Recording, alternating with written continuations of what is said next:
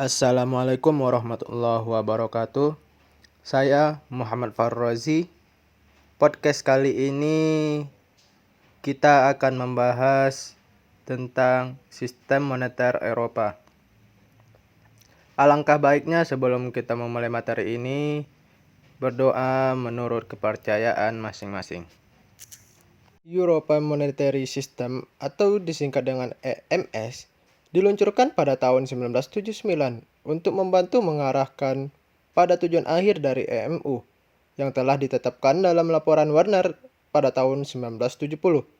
Sejak Perang Dunia Kedua, upaya telah dilakukan untuk menjaga stabilitas mata uang antara mata uang utama melalui sistem nilai tukar tetap yang disebut dengan sistem Bretton Woods, lalu runtuh pada tahun 1970. Namun, para pemimpin Eropa yang sangat antusias untuk mempertahankan prinsip nilai tukar stabil daripada pindah kebijakan nilai tukar mengambang yang mendapatkan popularitas di Amerika Serikat. Sistem moneter Eropa mempunyai 3 tujuan. Yang pertama, membentuk zona stabilitas moneter di Eropa. Yang kedua, mengkoordinasi kebijakan nilai tukar terhadap mata uang non-MS. Yang ketiga, membuka jalan bagi Serikat Moneter Eropa. Dasar elemen sistem moneter Eropa, Exchange Rate Mechanism atau ERM, merupakan indeks komposit penjumlahan dari mata uang negara Eropa yang membatasi fluktuasi mata uang negara anggota MS dengan menentukan batas atas dan bawah. Tujuan ditetapkan ERM adalah untuk menjaga equilibrium kurs atau keseimbangan kurs di pasar uang internasional. Kurs mata uang negara anggota Komunitas Eropa tidak boleh berfluktuasi melebihi dari 2,25% di atas atau di bawah nilai pari. RM atau mekanisme kurs mempunyai 3 karakteristik. Yang pertama, menetapkan kewajiban setiap anggota untuk memelihara kurs. Yang kedua, menyediakan dana dalam rangka menjaga stabilitas kurs. Yang ketiga, penentuan kurs yang baru atas kesepakatan bersama jika kondisi ekonomi mengharuskan demikian.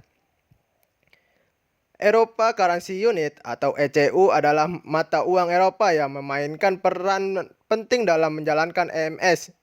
ECU adalah mata uang komposit yang merupakan penjumlahan dari mata uang 12 negara Eropa. Proporsi masing-masing mata uang negara anggota dalam ECU menunjukkan kekuatan ekonomi relatif dalam komunitas Eropa. ECU berfungsi sebagai satuan unit atau unit of account, alat settlement, dan aset cadangan bagi anggota EMS. Eropa Monetary Cooperation Fund atau EMCF dibuat pada Oktober 1972 yang menjadi pokok dan fungsi. Yang pertama, untuk memfasilitasi intervensi di pasar mata uang. Yang kedua, untuk memberi efek ke likuidasi antara bank sentral. Yang ketiga, untuk mengelola fasilitas kredit jangka pendek yang terkait dengan MS. Ekonomi dan Monetary Union atau EMU adalah pendahulu dari Uni Ekonomi dan Monetary yang menyebabkan pembentukan euro. Ini adalah cara untuk menciptakan area stabilitas mata uang di seluruh komunitas Eropa dengan mendorong negara-negara untuk mengkoordinasi kebijakan moneter mereka. Cara kerja sistem moneter Eropa, bagian paling penting dari EMS adalah mekanisme nilai tukar. Hal ini dilakukan pemerintah semua negara-negara anggota untuk menjaga nilai mata uang mereka dalam band. Ini berarti bahwa tidak ada negara bisa berfluktuasi nilai tukar lebih dari 2,25% dari titik pusat. Ini dirancang untuk membantu menciptakan perdagangan yang stabil tanpa takut bahwa perubahan mendadak dalam nilai mata uang dan mengurangi perdagangan dalam mendorong pengembangan hambatan perdagangan antar negara mereka. Ini juga menciptakan European Currency Unit atau ECU untuk digunakan sebagai unit rekening. Meskipun bukan mata uang real, ECU menjadi dasar bagi gagasan untuk menciptakan mata uang tunggal sebagai ide yang diwujudkan dengan peluncuran euro pada tahun 1999. Adapun masa depan moneter Eropa, menurut kesepakatan, negara Eropa akan membentuk Uni Moneter Eropa secara penuh, yang mempunyai satu bank sentral yang akan menerbitkan mata uang bersama pada tahun 99. Mata uang mereka disebut mata uang euro.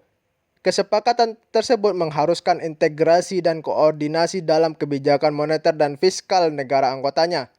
Sebelum menjadi anggota, negara Eropa harus memenuhi standar.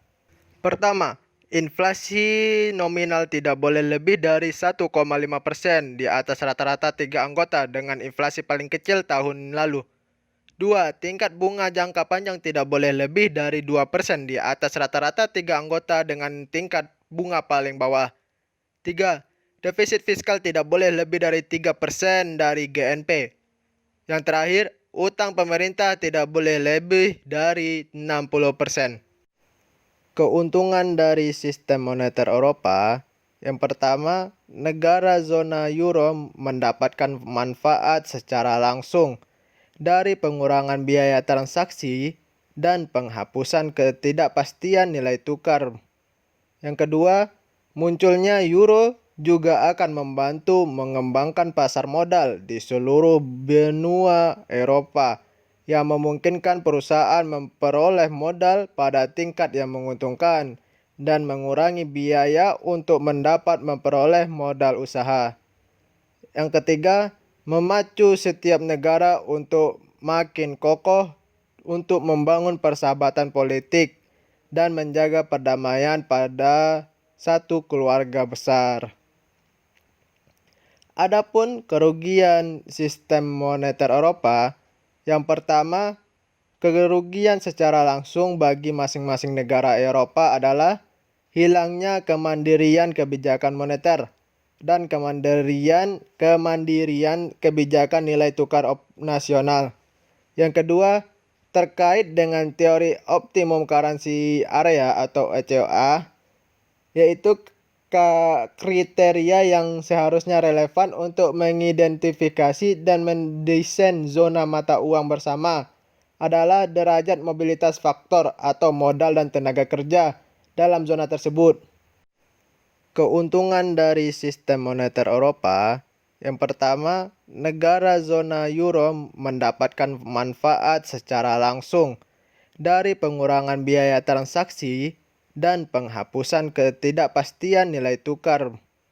Yang kedua, munculnya euro juga akan membantu mengembangkan pasar modal di seluruh benua Eropa yang memungkinkan perusahaan memperoleh modal pada tingkat yang menguntungkan dan mengurangi biaya untuk memperoleh modal usaha.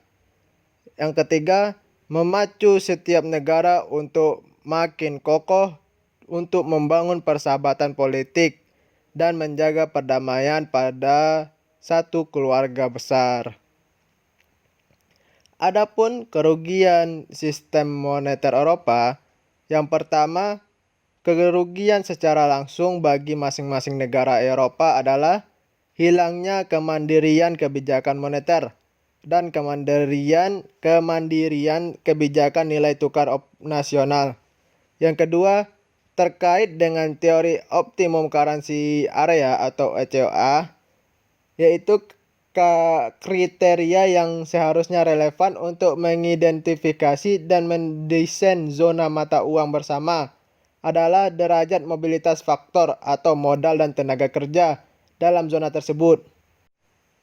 Mungkin sampai sini saja materi sistem moneter Eropa yang bisa saya sampaikan kepada teman-teman.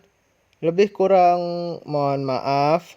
Semoga materinya bisa membantu teman-teman untuk memahami sistem moneter Eropa.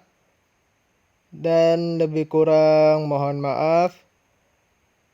Sekian, sampai jumpa di podcast selanjutnya. Terima kasih.